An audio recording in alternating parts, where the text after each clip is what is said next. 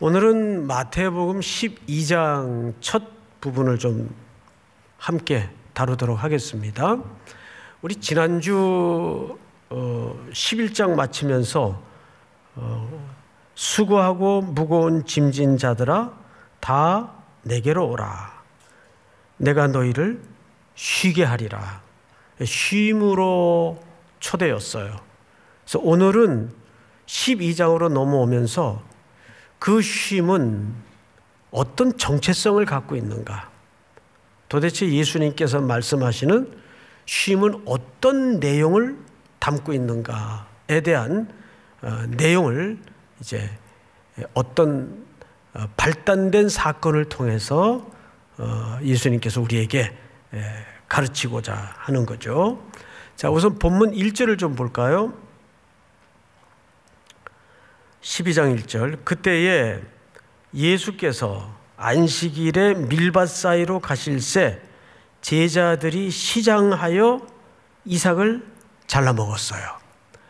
자, 분명 이 밭은 제자들의 밭도 아니고 예수님의 밭도 아니고 누구의 밭일까요? 현실적으로는 남의 밭이에요. 근데 그 밭을 지나가다가 제자들이 마침 허기가 왔던 것 같아요. 그래서 남의 밭에 이삭을 손으로 잘라서 먹었다. 근데 이게 이제 바리새인들에 의해서 시비가 된 겁니다. 그래서 바리새인들이 이 건을 가지고 스승이신 예수님에게 고발을 한 거죠. 어떻게 당신 제자들이 이런 짓을 하냐? 남의 밭에 이삭을 잘라 먹은 걸 가지고 그랬을까요? 그래서 율법은 어떻게 얘기했는가? 이들이 목숨처럼 붙들고 있는 그 율법을 원본을 한번 보자고요. 우리 신명기 23장을 한번 띄워주실까요? 네 이웃의 곡식밭에 들어갈 때는 네가 손으로 그 이삭을 따도 되느니라. 따도 된다 그랬습니까? 안 된다 그랬습니까? 예, 된다 그랬어요. 이것이 율법에 담아진 허기진 자들에 대한 따뜻한 배려예요. 그래서 네가 근데 뭘로 따도 된다 그랬어요? 손으로 따도 된다 그랬어요. 제자들이 지금 뭘로 땄나요? 손으로 땄어요. 그러나 단서 조항이 붙었죠? 네 이웃의 곡식밭에 뭘 대서는 안 되죠? 낫을 대서는 안 된다. 생각을 해보세요. 남이 시컷 1년 동안 지어놓은 농사를 막 양손에 낫 들고 들어가가지고 다 베버리면 그건 도둑놈이죠. 그렇게 무자비하게 남의 것에 손을 대서는 안 되지만, 예를 들어 지금 상황처럼 허기가 져서 지나가다가 손으로 그죠? 일정 부분 따서 허기가 가실 정도의 음식을 먹어서는 괜찮다. 이렇게 조금 모호하지만 이 모호함 속에 하나님이 이웃에 대한 배려를 설명해 놓은 겁니다. 근데 뭘로는 안 된다? 막 트랙터 갖고 와서 낫 들고, 이건 도둑놈들이죠. 그러니까 이 율법의 기준으로 해서 볼 때는 정확하게 제자들이 뭐 문제 있어요? 그런데 바리새인들이 시비를 건 것은 남의 밭에 들어가서 밀을 따먹었기 때문이 아니에요. 바리새인들의 고발의 이유를 다시 보십시다. 본문으로 눈을 돌려서 바리새인들이 보고 예수께 말하되 보시오, 당신의 제자들이 언제? 안식일에. 이것이 언제 일어난 일입니까? 안식일에 일어난 일이에요. 이게 문제가 된 거지, 남의 밭에 가서 이삭을 따서 먹은 게 문제가 된 게 아니에요. 그 율법은, 신명기 이 율법은 이 바리새인들도 알고 있었을까요? 모르고 있었을까요? 당연히 알고 있었을 거란 말이에요. 그래서 바리새인들이 여기서 고발한 것은 안식일에 그런 일을 했기 때문에, 그러니까 바리새인들의 기준에서는 안식일이라는 날을 지키는 게 더 중요하지 사람이 허기지냐 안 지냐는 두 번째 문제예요. 이게 문제예요. 자, 그러면 그 당시에 이스라엘 백성들은 안식일을 얼마나 중요하게 지켰는가? 과장 일도 안 하고 목숨처럼 지켰어요. 목숨처럼. 그러면 이 바리새인들이 왜 이 지경이 됐을까? 왜 그 문자라는 작구에 그렇게 독하게 매달려서 목숨을 걸 만큼 이렇게 과잉스러운 반응을 살게 되었을까? 그 사연을 들어보면 이해가 돼요. 그래서 그런 경우까지 갈 때는 그럴 만한 이유가 있더라고요. 그 이유가 잘못된 이유이든 타당한 이유이든, 이스라엘 백성들의, 유대 민족들의 기억 속에 제일 혹독한 피눈물 나는 세월은 바벨론 포로 시기입니다. 시편에 보면 그들이 바벨론 강변에, 그 바벨론의 강변이라는 표현은 자연적인 강을 얘기하는 게 아니고 그 히브리 노예들이 먼 바벨론까지 끌려가서, 북쪽으로 끌려가서 그 물이 없는 땅에 관계수로를 다 판 거예요. 그걸 시인들은 강이라고 표현을 한 거죠. 그래서 히브리 단어가 달라요. 정관사가 붙어 있고 붙어 있지 않고에 따라서 이게 자연의 강인지 관계수로인지 달라요. 예배도 드릴 수 없죠. 그들의 입술에 찬양도 멎었죠. 고국은 폐허가 되었죠. 품에 안고 켜던 악기조차 숨을 멎었어요. 그리고 그 수금을 강변 나무가지에 걸어놓고 고향 생각을 하면서 울어요. 예배도 드릴 수 없는 이 처절한 상황. 그때 쓰여지는 포로 시기의 예언서들이 있었습니다. 성경이 있었습니다. 예를 들어서 예레미야서라든지 또 열왕기 상하라든지 이런 걸 선지자들의 붓을 통해서 하나님이 기록을 해요. 그러면 그 성경의 첫 번째 당시 독자들은 누구였을 것이고 누구를 대상으로 하나님께서 선지자들에게 그 글을 쓰게 했을까요? 이스라엘 포로들이에요. 포로들이 그 글을 읽습니다. 깊이 깨달아요. 우리가 이와 같은 처절한 고난과 핍박을 겪는 것은 결국 우리 선조들이, 이스라엘의 왕들이, 유다의 왕들이 하나님의 말씀을 떠났고 우상 숭배에 빠져 있었기 때문에 이런 징벌을 겪는구나. 우리 다음 세대에 많은 이 슬픈 역사를 물려줘서는 안 되겠다 해서 회당이 만들어집니다. 회당은 그래서 포로 시기에 만들어져요. 그리고 그 회당을 책임지고 말씀을 보존하고 말씀을 기록하고 말씀을 가르칠 수 있는 서기관이라는 직책들이 포로기에 만들어지는 거예요.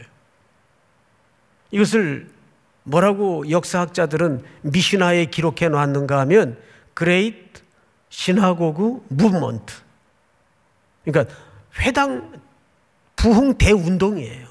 Great Synagogue Movement.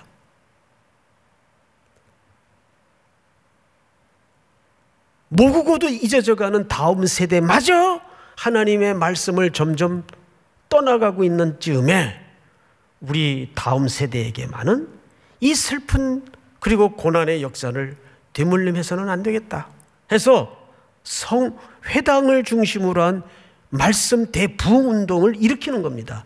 이것이 포로 귀환 후에도 어떻게 연결이 되냐 하면 수문학 광장 앞에 모여서 새벽부터 정오까지 하나님의 말씀을 학자들이 쫙 그냥 읽어요. 설교를 하는 것도 아니에요.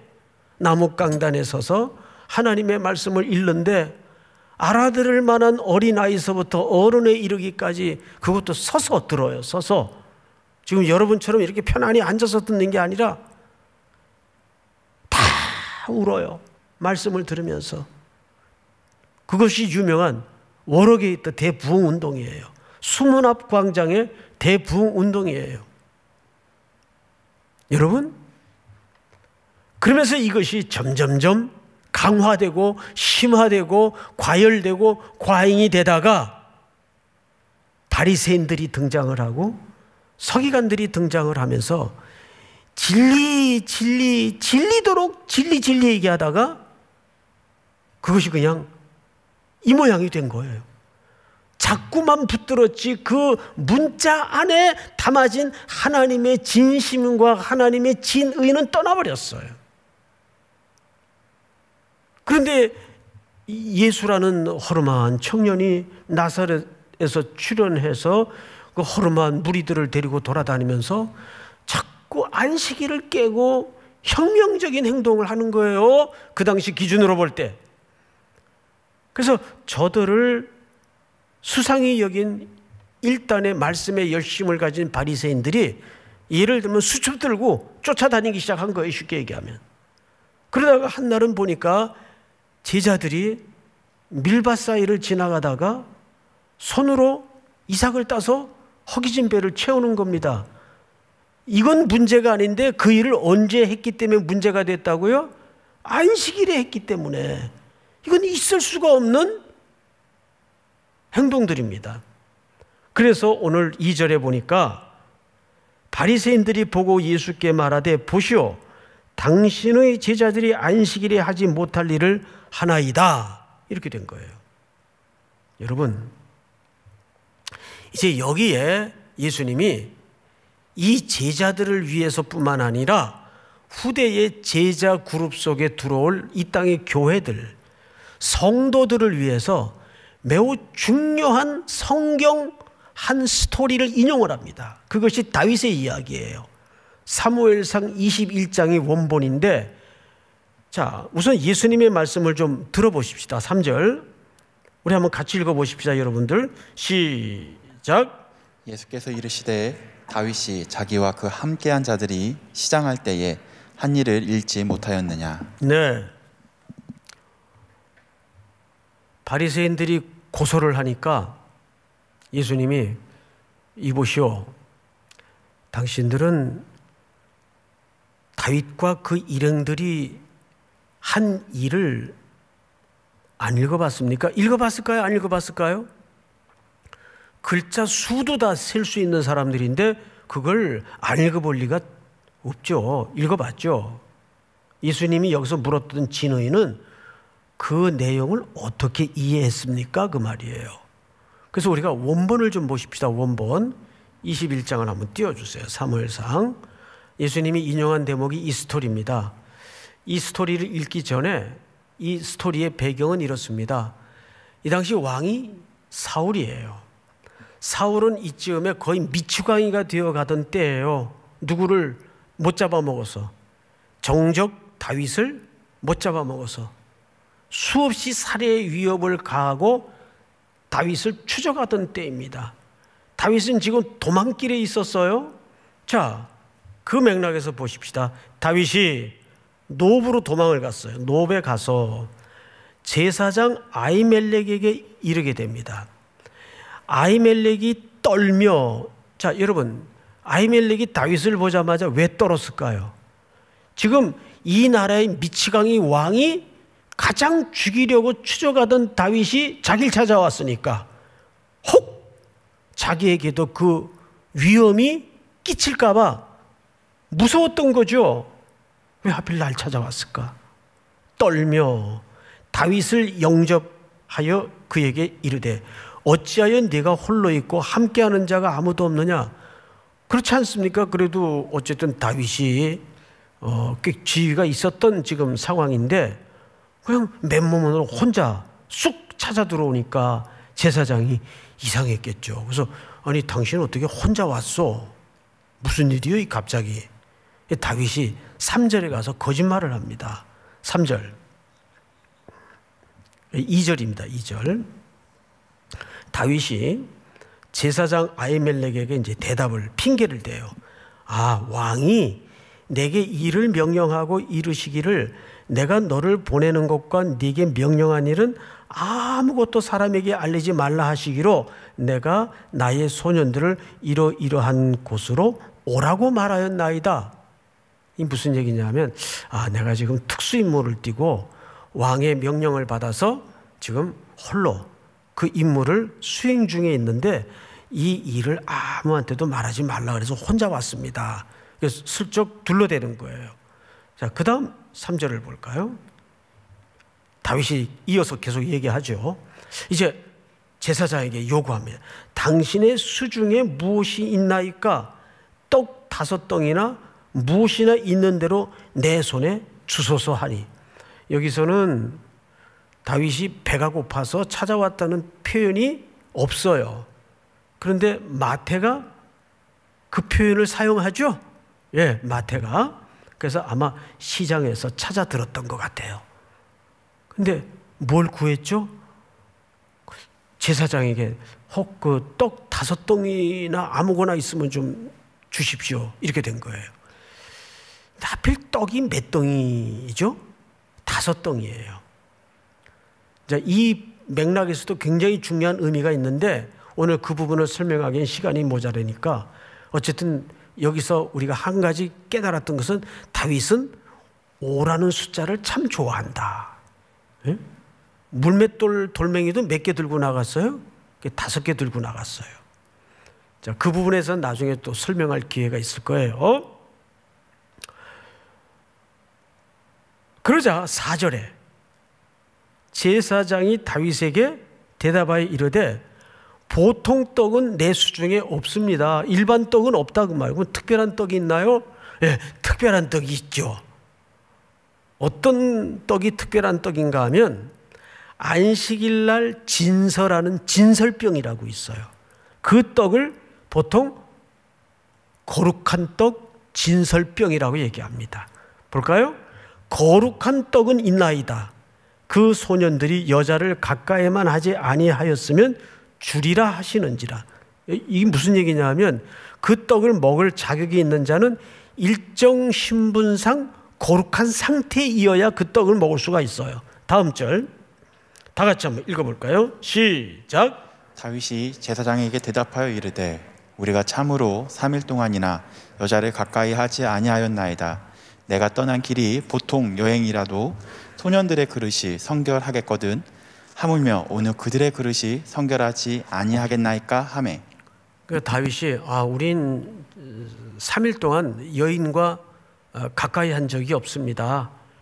그러니까 그 떡을 먹을 수 있습니다. 6절 제사장이 그 거룩한 떡을 주었으니 거기는 진설병 맞죠? 진설병으로 등장을 하죠. 곧 여호와 앞에 물려낸 떡밖에 없었음이라 이 떡은 더운 떡을 드리는 날에. 여러분 더운 떡은 무슨 떡이에요? 말 그대로 온기가 남아있는 떡. 그러니까 막 만든 지 얼마 안 되는 떡은 따끈따끈하겠죠.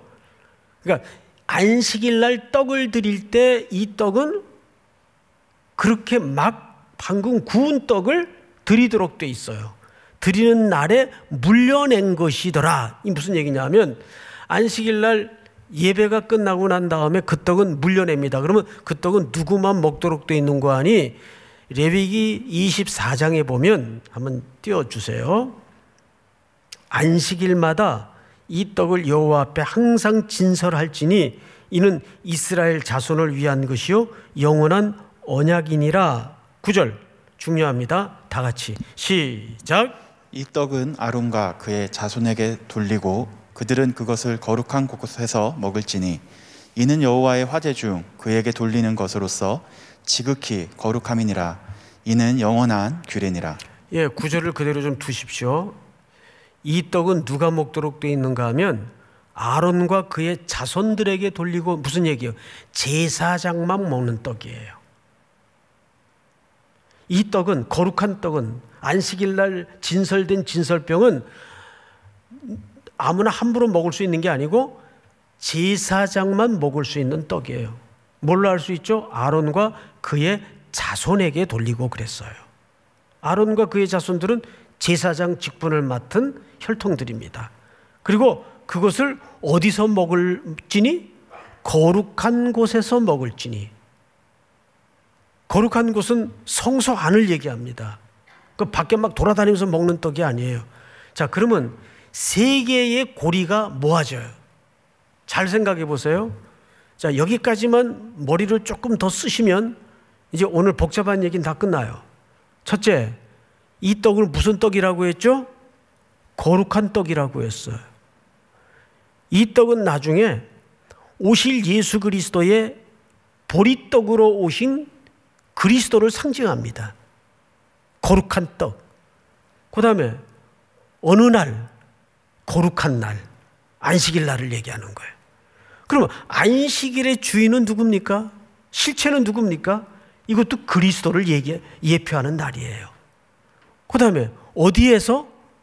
거룩한 곳에서 성소, 성전.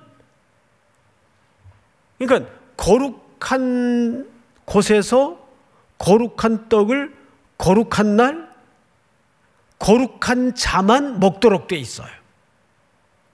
그러면 이 네 가지 연결고리가 전부 공통점이 뭐죠? 거룩함이에요. 그리고 누구를 결국 예표하는 주제들입니까? 예수 그리스도를 결국 예표하는 그림들이에요. 그런데 지금 노업 땅의 아히멜렉은 그 떡을 누구에게 덜컥 주어버렸어요? 다윗에게 주어버렸어요. 다윗과 그 일행들에게 줘버렸어요. 그러면 이 레위기 24장 9절의 계명으로 볼 때 아히멜렉 제사장은 법 위반이에요. 누구만 먹도록 되어 있는데? 제사장만 먹도록 되어 있는데 이 떡은 아론과 그의 자손에게 돌리고 그들은 그것을 거룩한 곳에서 먹을지니 이는 여호와의 화제 중 그에게 돌리는 것으로서 지극히 거룩함이니라. 이는 영원한 규례니라. 맞죠? 자, 그런데 여기 아주 이 법이 모호해요. 뭐냐 하면 이 떡은 아론과 그의 자손들, 즉 제사장들에게만 먹도록 되어 있는데 이 처벌 규정이 없어요. 만약에 다른 사람이 먹을 경우에는 전신에 나병이 걸릴지니라 라든지 벼락이 쳐서 죽게 될 것이다 라든지 처벌 규정이 있어요, 없어요? 없어요. 그런데 그래서 제가 이상해서 어제 그 헌법을 전공한 우리 목사님 한 분에게 이걸 좀 헌법 내용 속에 이런 규정이 있나 좀 부탁을 했어요. 그랬더니 있더라고요. 법명이 뭔가 하면 죄형 법정주의라는 법이 헌법에 있더라고요. 이 죄형 법정주의라는 것은 어떤 것인가 하면 말하자면 예를 드는 겁니다. 빨간 불이 켜질 때는 멈추십시오. 이게 법이에요. 그런데 빨간 불이 켜졌는데 가버렸어요. 멈추지 않았어요. 그런데 거기에 만약에 멈추지 않을 경우에는 사형에 처합니다. 무기징역에 처합니다. 라는 처벌 규정이 없으면 처벌할 수 없다는 규정이에요. 내가 표정이 그렇게 될 줄 알았어요. 한 번만 더 설명할게요. 한 번만. 12시 예배 때는 법 이름을 몰라가지고 내가 3시 예배 때 꼭 설명을 드리겠다 그랬어요. 한 번만 더 설명을 드릴게요. 어떤 명령에 관한 법으로서의 규정은 있는데 그거를 안 지킬 경우에는 징역 10년에 처할 것입니다. 이 처벌 규정이 없으면 그것을 서로 안 지켰더라도 처벌하지 못한다 그 말이에요. 그 법의 이름이 죄형 법정주의예요. 죄형 법정주의. 그런데 놀랍게도 이 다윗의 어긴 이 율법을 기초로 해보니까 레위기 24장 9절에 다시 한번 띄워주실까요? 이 떡은 아론과 그의 자손에게 돌리고 그들은 그것을 거룩한 곳에서 먹을지니 이는 여호와의 화제 중 그에게 돌리는 것으로서 지극히 거룩함이니라. 이는 영원한 규례니라. 여러분, 누구에게 돌리라고 되어 있지 안 돌릴 경우에는 죽는다든지 처벌 규정이 있습니까? 없습니까? 없단 말이에요. 이게 의도적인 모호함이에요. 은혜는 이 속에 감춰져 있는 거예요. 사실은. 자, 그러면 예수님이 이 규정을 꺼내놓은 이유가 있습니다. 뭐냐 하면 오늘 본문을 잘 보세요. 4절. 12장 4절입니다. 그가 다윗이죠. 계속 말씀이 이어지는 거예요. 그가 하나님의 전에 들어가서 제사장 외에는 자기나 그와 함께한 자들이 먹어서는 안 되는 진설병을 먹지 아니하였느냐. 5절 다 같이 한번 읽습니다. 시작. 또 안식일에 제사장들이 성전 안에서 안식을 범하여도 죄가 없음을 너희가 율법에서 읽지 못하였느냐. 이게 무슨 얘기냐 하면 여러분, 제사장들은 예외 규정이 있어요. 그 예외 규정이 뭐냐 하면 안식일 날을 지키려면 제사 준비를 해야 돼요. 떡도 만들고 불도 피우고. 그럼 그게 안식일 날 뭘 하는 겁니까? 절대 해서는 안 되는 일을 하는 거예요. 일을. 그런데 제사장들의 그 일, 땀 흘려 일하는 과정 없이 안식일이 준비되고 제사가 준비될 수 있어요? 그건 불가능한 거예요. 그래서 제사장들이 거룩한 곳에서, 즉 성소 안에서 거룩한 날, 거룩한 제사를 드리기 위해서 땀을 흘리고 일을 하는 것은 예외 규정이 있단 말이에요. 그럼 생각을 해보세요. 다윗이 하나님의 전에 하나님의 성소에 들어가서 거룩한 떡을 먹었어요. 그것도 하나님이 자비를 베푸신 건데 누구를 통해서? 아히멜렉을 통해서. 아히멜렉이라는 제사장은 뭘 기초로 다윗에게 그 떡을 주었을까요? 율법을 기초로 준 게 아니에요. 율법을 기초로 했다면 줘서는 안 되죠. 왜? 제사장만 먹어야 되니까. 그런데 율법보다 더 중요한 가치인 생명의 기초를 뒀단 말이에요. 지금 당장 이 다윗과 일행들이 배가 고파요.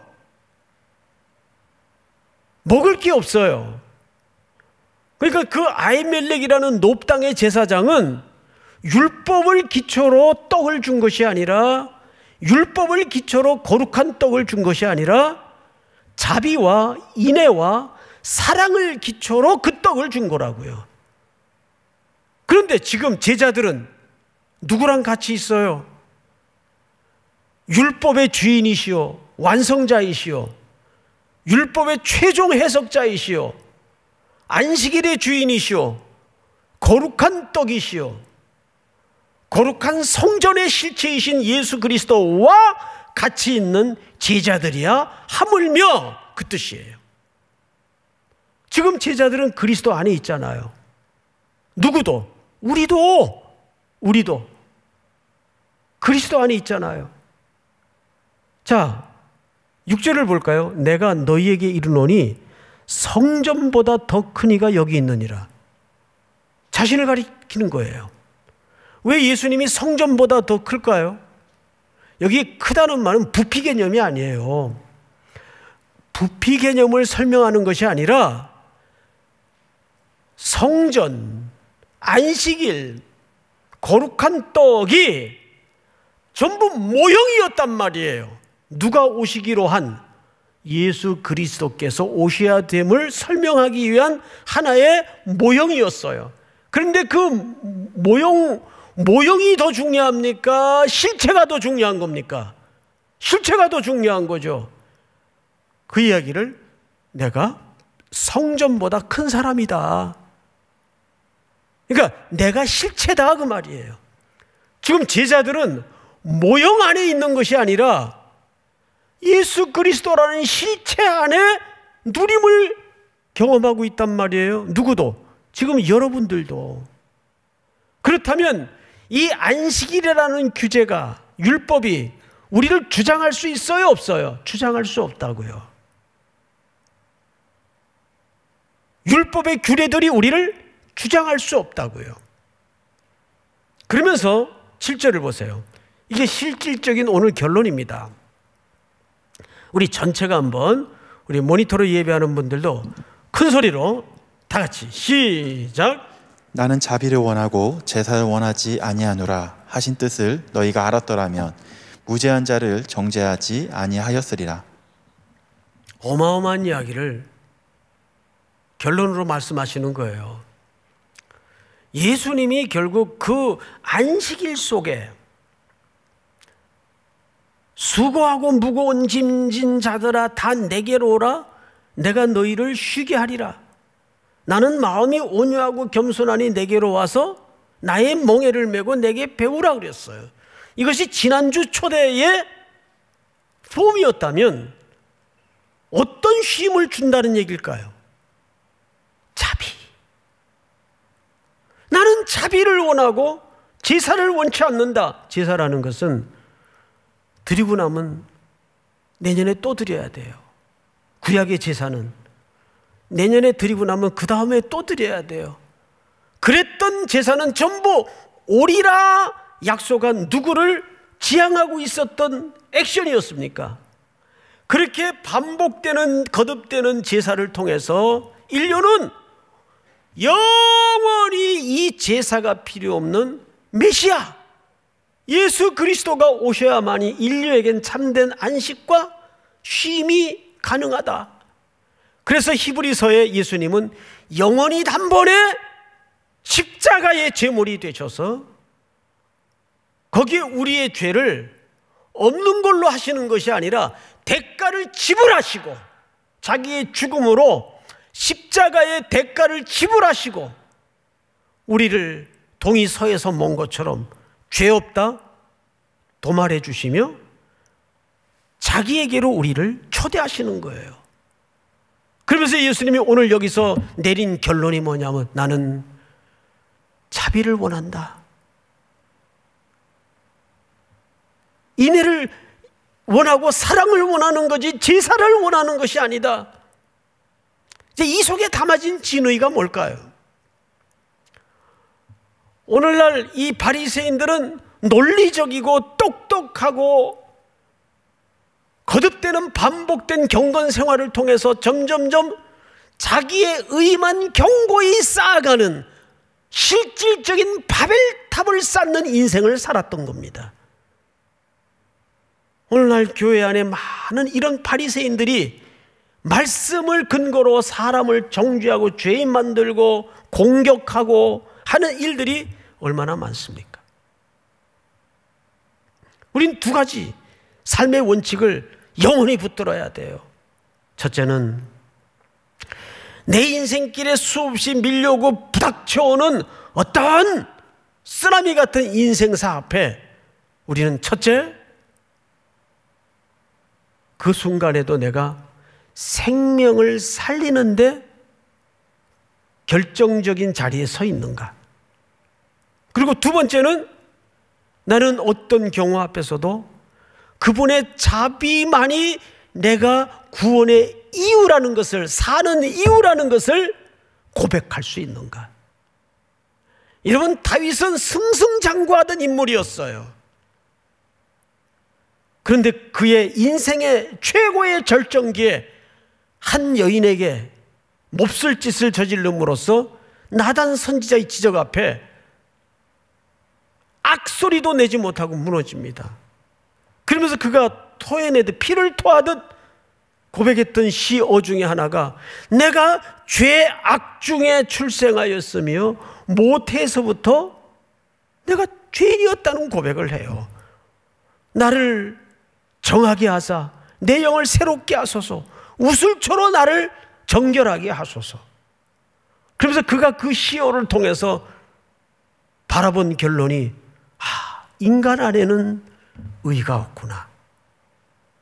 하나님의 자비를 바라보게 되는데 그 눈뜸이 뭐냐 하면, 그래서 하나님과 인간 사이에 중보자가 필요하구나. 그리스도가, 메시아가 오셔야 되겠구나. 이 의는 외부로부터밖에 올 수가 없구나. 그리고 로마서 3장에 보니까 한 의가 나타났어. 이게 예수님이 우리 모두를 그분의 안식 속으로 초대하고자 하는 본의입니다. 그분의 자비 때문에 우리가 살림을 얻었고, 우리 영혼의 눈뜸을 통해서 그 순종의 길을 걸어가게 하는 거예요. 이 땅에는 사람들의 기준과 성공의 평가가 어떤 스펙을 쌓았느냐, 얼마나 가졌느냐, 얼마나 높은 자리에 있느냐가 세상의 성공의 평가 기준이라면, 정말 그리스도인들이 인생을 성공하는 평가 기준은 달라야 돼요. 그런 평가 기준은 너하고 남 주고 우리가 인생을 성공했다고 고백할 수 있으려면 내게로 와서 배우라는 주님의 초대처럼 나는 평생 생명을 살리는 쪽에 내 결정에 의지를 두고 있는가?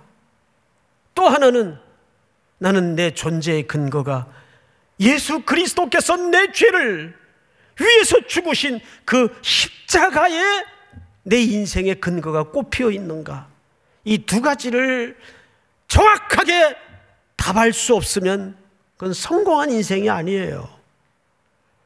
사랑하고 사랑하는 우리 3일의 형제 자매 여러분, 우리는 전해야 될 복음이 그래서 세상이 비슷하게 가져다주는 어떤 평안함, 어떤 이 땅의 물량적인 축복, 그런 것이 여러분들이 약속해야 될 복음의 내용도 아니고 교회가 말해야 될 복음의 내용도 아니에요. 진정 우리 3.1교회가 주님 오시는 그날까지 우리 형제자매들이 달려가야 될 복음의 내용은 두 가지입니다. 나는 그 십자가에 꼽혀진 내 인생의 자비의 은혜를 통해서 여전히 이 땅에 그 복음을 경험하지 못하는 공고한 낮고 천한 이웃들을 향해서 생명을 살려내는 일에, 생명을 건져내는 일에 내 인생이 소모되고 투자되고 있는가? 또 밝아오는 새날에도 이 보혈의 은총이 여러분들의 순종의 행보를 통해서 온 땅에 편만해지고 번져나가는 은혜가 있기를 주님의 이름으로 축복합니다. 우리 다 일어나십시다. 나 같은 죄인 살리신 주 은혜 놀라와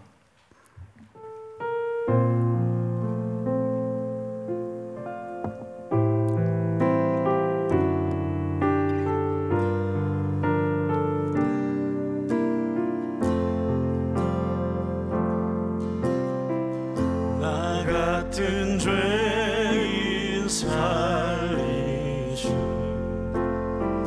주의 놀라와 잃었던 생명 찾았고 광명을 얻었네. 큰 죄악에서 건지신 주의 고마워. 나 처음 믿은 그 시간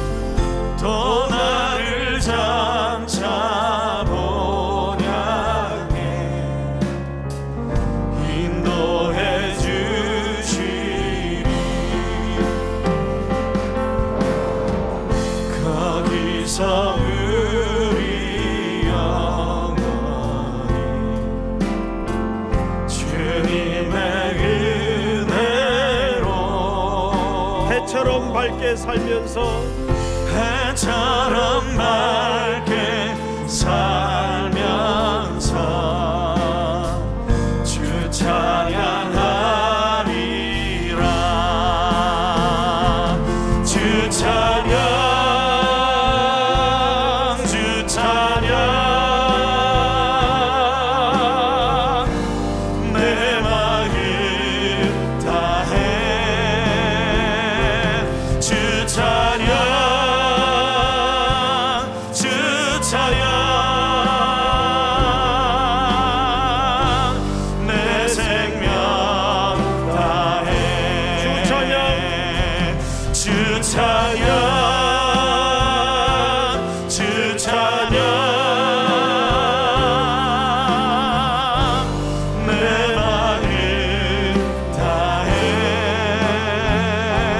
주 찬양 주 찬양 내 생명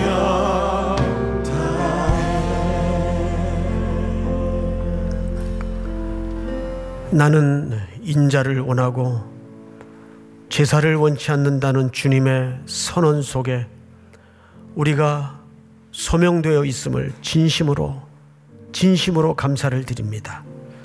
우리 인생의 기반이 그리스도의 자비에 서 있음을 감사합니다.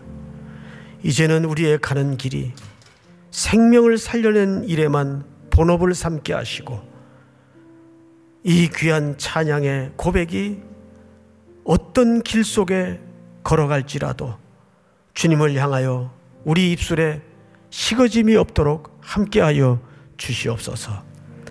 이 시간도 각처에서 고단한 삶을 살고 있는 모든 교우들을 향해서 여전히 쉼에로 초대하시고 안식일로 초대하시는 십자가에 흘리신 보혈의 사랑 속에 눈뜨는 귀한 예배의 시간이 될 수 있도록 함께하여 주시옵기를 원합니다.